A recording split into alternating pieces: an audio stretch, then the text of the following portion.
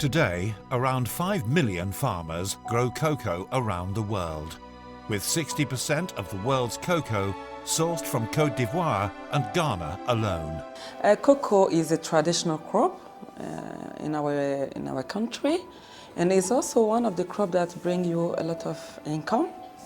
And you remember that last campaign, the price was so nice. Then we decided, okay, maybe it's time now to start our cocoa farm. La culture de cacao, c'est une affaire de famille. Parce que nos parents, nos grands-parents, ils ont fait des champs de cacao. Et nous, on a grandi dedans. On partait au champ avec nos parents. Nous aussi, quand on a grandi, on s'est lancé dedans. Il faut dire que, comme la main-d'œuvre est un peu difficile, et puis les moyens aussi manquent, on peut employer 3-4 personnes. Et c'est périodique. Même on peut avoir 10. Dans le moment de cabossage, on peut prendre au moins 10 personnes pour venir faire les cabossages. Et puis ramassage aussi. Aujourd'hui, c'est un peu difficile parce que le prix a chuté. C'est pas facile aujourd'hui. Je ne suis pas le seul à le constater parce que c'est difficile. Le cacao n'est plus rentable tellement parce qu'on travaille beaucoup mais pour rien. Les gens n'achètent pas. Quand on fixe un prix, c'est difficile. Ils viennent prendre le cacao mais on ne te donne pas l'argent. Ils donnent des reçus et puis bon, parfois il y en a qui disparaissent avec l'argent et le cacao.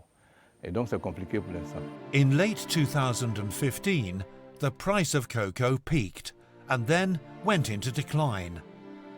This variation in price is nothing new.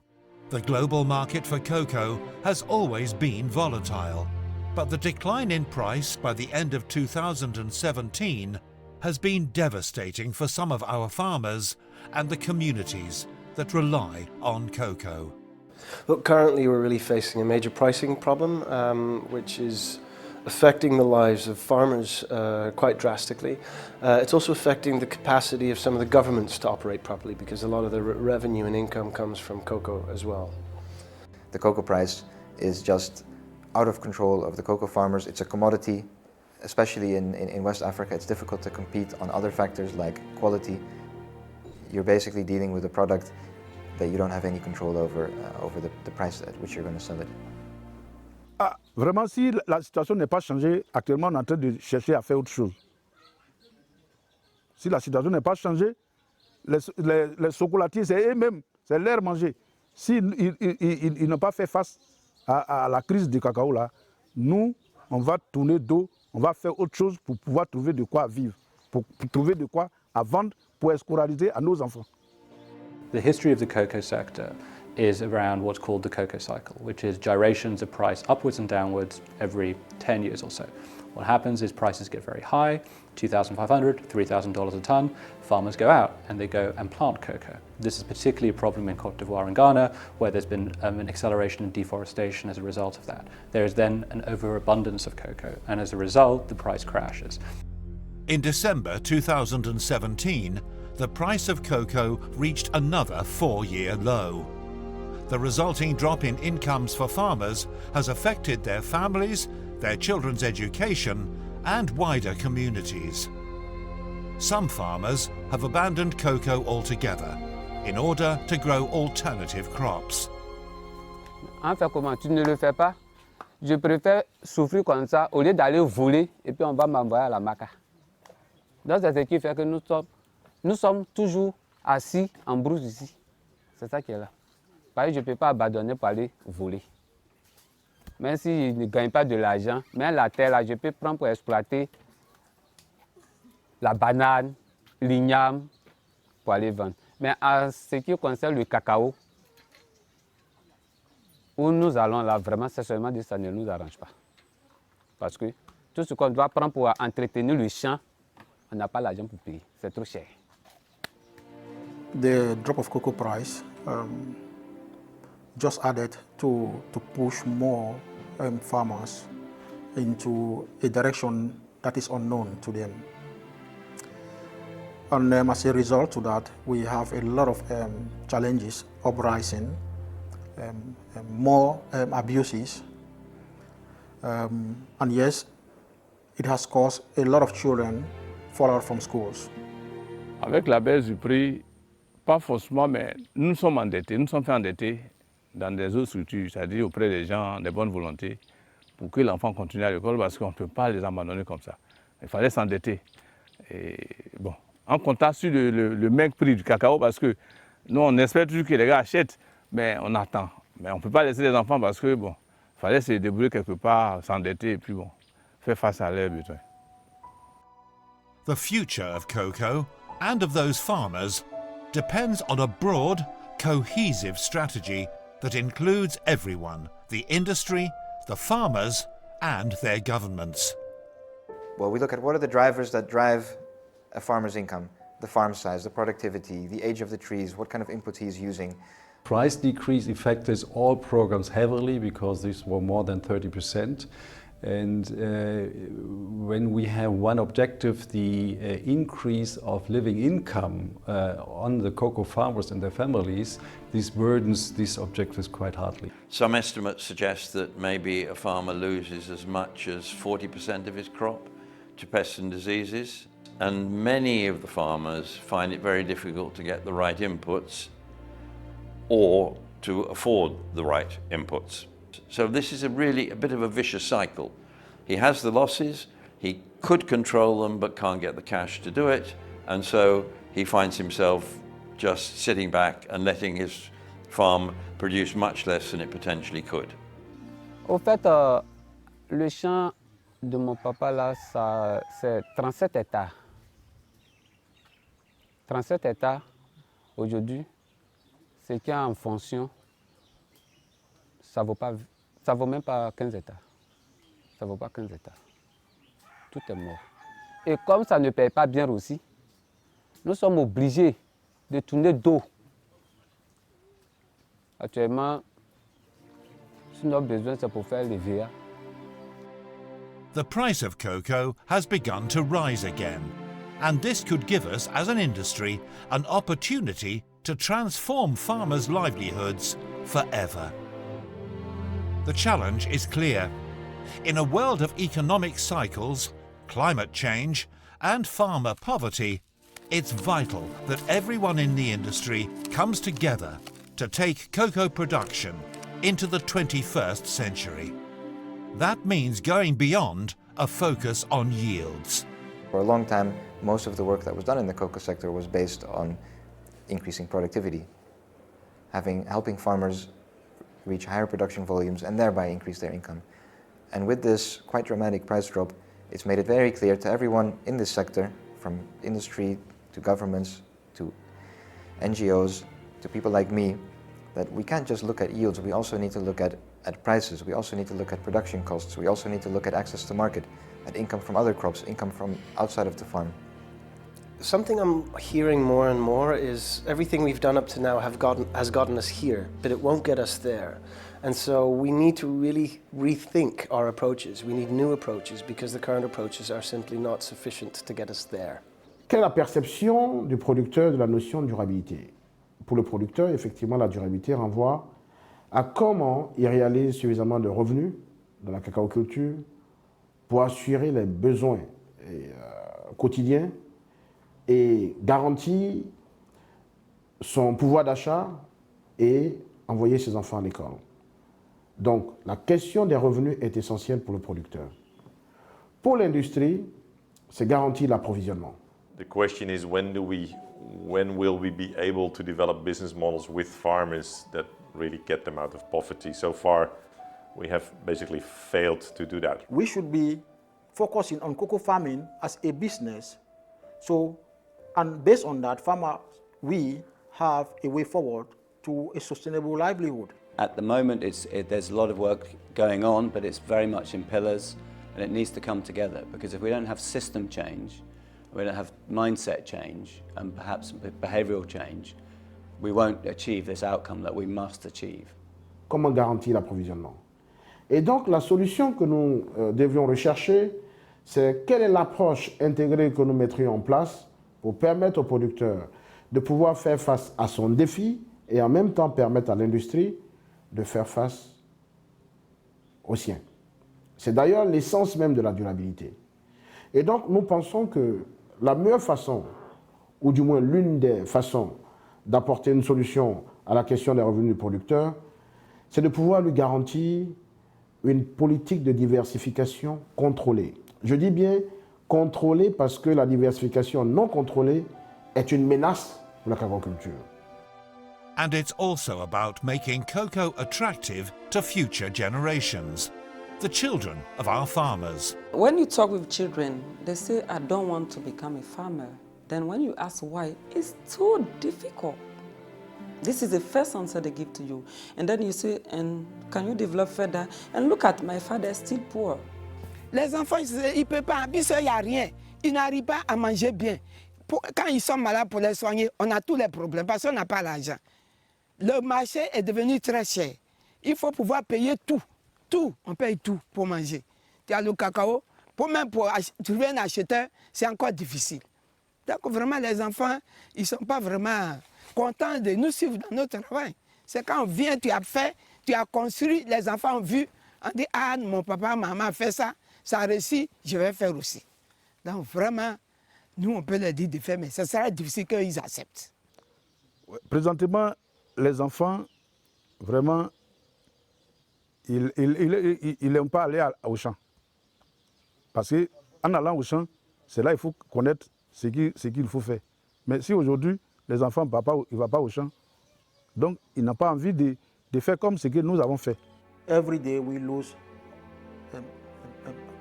hundreds of farmers and also young people who were supposed to be replacing this older generation are leaving. Yes, we will have a long-time problem in the cocoa sector. But that sustainable livelihood is threatened by a range of other external factors. So in addition to poverty, we now have child labour, deforestation and climate change. So things are getting worse, not better. Deforestation has become a very important issue. 5 years ago, nobody was talking about deforestation. It is an important issue now. Child labour, farmer revenues is still an important issue. Global warming and its effects on climate in cocoa growing regions is a complicating factor. As an industry, we're already investing in overcoming the effects of climate change. Government's response to the issue of deforestation has been very positive and very strong, both on the Ivorian side and on the Ghanaian side, because they realize that their country is becoming hotter and drier, so they see a real problem. One very exciting thing that is happening as we speak is with the 25 big chocolate and cocoa companies alongside the 2 major governments, Côte d'Ivoire and Ghana. We've signed the Cocoa and Forest Initiative to together work towards eradicating deforestation out of the cocoa supply chain. What will be needed is planting material that is resilient in the face of global warming. And that is a long-term project, needs to define the best planting material in drier conditions, and that's work which has only just started. Regenerating forests is linked to bringing stability to the cocoa market.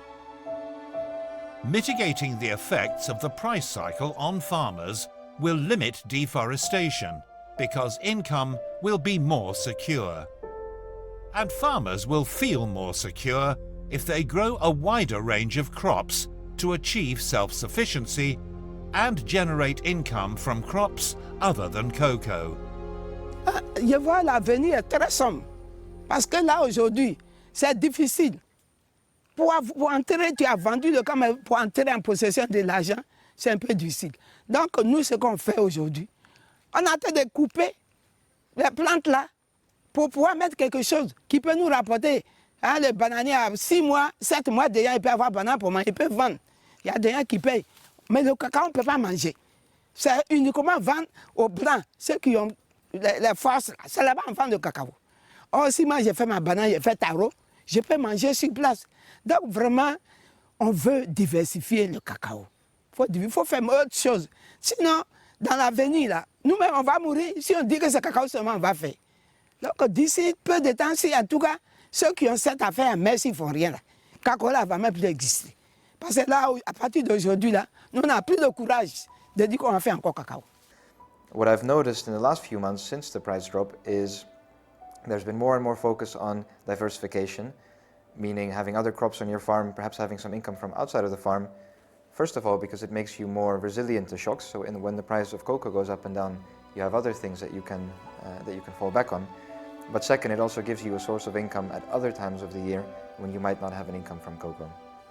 It's all very well for the industry to talk about diversification, but it is happening where it counts the most. The news from that front is good. We found out that 60% of the commodities were grown are cocoa plants, and 40% is coming from other crops like plantains, for example, cassava and others. So this was very important to see, and this is probably one step where we can also support the farmers to diversify their income also in other crops like tomatoes or rice. And rice, for example, is one commodity which is imported to Côte d'Ivoire, though it could be grown in Côte d'Ivoire.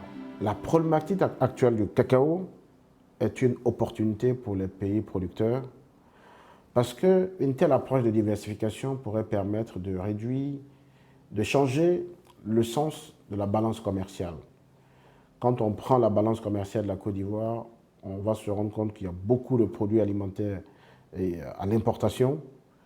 Et donc, à partir de la diversification, nous allons pouvoir produire suffisamment de produits alimentaires pour inverser la tendance. Donc, la Côte d'Ivoire pourra engranger des revenus à l'exportation. Farmers are focused on making enough to not just survive, but educate their children and provide health care.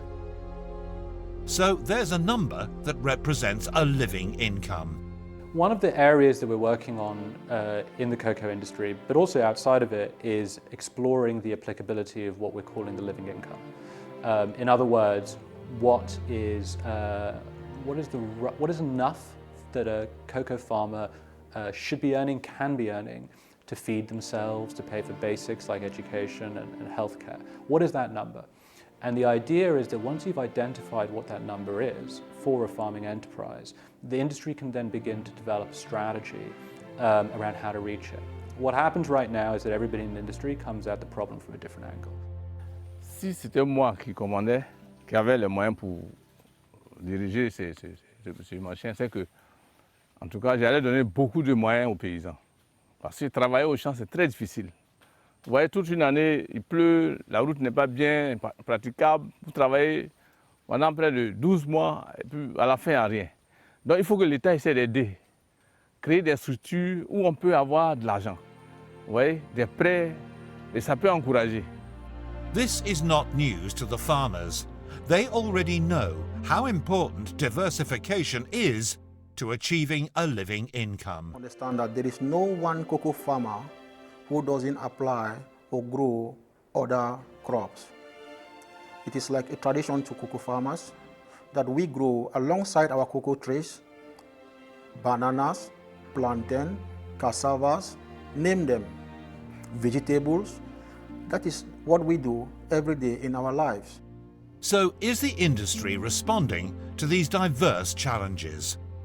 What's happening?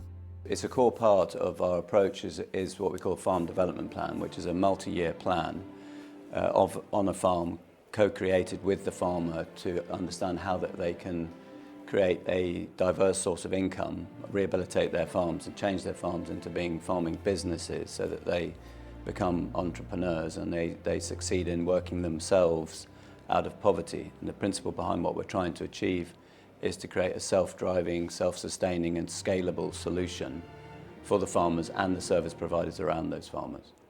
Nous avons commencé au niveau de Sustainable Cocoa une politique de diversification contrôlée. De quoi s'agit-il? Nous avons identifié un certain nombre de producteurs dans nos coopératives membres à qui nous donnons des intrants. C'est-à-dire que nous leur donnons l'engrais, nous leur donnons les semences pour qu'ils puissent produire en phase expérimentale un quart de culture vivrière pour voir l'impact que cette diversification aura sur son revenu. Et donc, nous sommes dans une approche de créer un partenariat qui pourrait permettre de créer une plateforme de financement qui permettra aux producteurs de pouvoir avoir accès à ce qu'on pourrait appeler les fonds d'accès à la durabilité. Et donc ce fonds lui permettra de mettre en place son programme. Et donc les revenus tirés de sa production permettront effectivement de rembourser le fonds. Donc voici l'approche que nous avons et que nous pensons à travers laquelle le producteur pourra effectivement sortir ou améliorer ses revenus et son pouvoir d'achat. Doing that takes organisation across all stakeholders. Is about the management of sustainable cocoa production. It is about how to organize sustainable cocoa production and farmer organizations in such a way that they can really be of support for farmers and really deliver services to farmers that help them become these entrepreneurs. What we're trying to work on at the moment is not only the farmer's activity on the farm, but also the logistics of supporting the farmer to do this through the services and also the financing. So this requires long-term financing. It requires 5 to 10 years of financing. And in West Africa, that's never really been done before at farm level. Pour créer au moins une banque pour les planteurs. Comme ça, les planteurs vont aller se ravitailler là-bas pour pouvoir s'occuper de leur plantation et s'occuper de leurs enfants. Donc vraiment, ils n'ont qu'à nous aider. Ils n'ont qu'à nous donner les moyens nécessaires. The farmers have to be at the heart of the process. There are a lot of thoughts about regulating the prices, and for one, it's sure that we have to care that the price for the farmers has to be increased. The problem is how to do. We are somehow in a world market with a lot of very powerful players, and everybody has to play its role in this the competitive market. Farmers must be a part in activities that address issues such as pricing and every other thing when it comes to cocoa production. Farmers can only do that if they get support not just from the wider industry, but from their governments too. All the actors in the cocoa supply chain need to make sure we work on is a systemic change. It's really thinking together, hand in hand, partnership, and it's such a buzzword, but it's so critical that industry works with governments, works with civil society, works with the farmers themselves on a solution. And one of the big prides I have is that all of our community action plans in Ivory Coast are directly connected to the regional development plans so that they are funded out of that plan. So we are not funding, we're building the capacity, getting them going, and then they find their way. And the funding comes from the government. That's a holistic approach. The bottom line is to professionalise cocoa farming, make it a business, ensure that farmers see themselves as entrepreneurs, using digital technology as well as traditional farming methods to improve their lives and their farms. And what we want and what we have been struggling to call push the supply chain to introduce is how do we professionalize cocoa farming? So how do we professionalize cocoa farming? It's not about asking for help from the industry or from the government, no.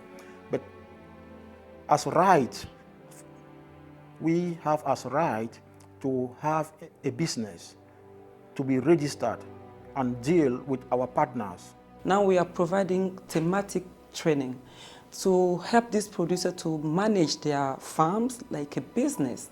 And also at cooperative level, they need to think about this diversification. Cooperative in Côte d'Ivoire are able to sell multiple crops.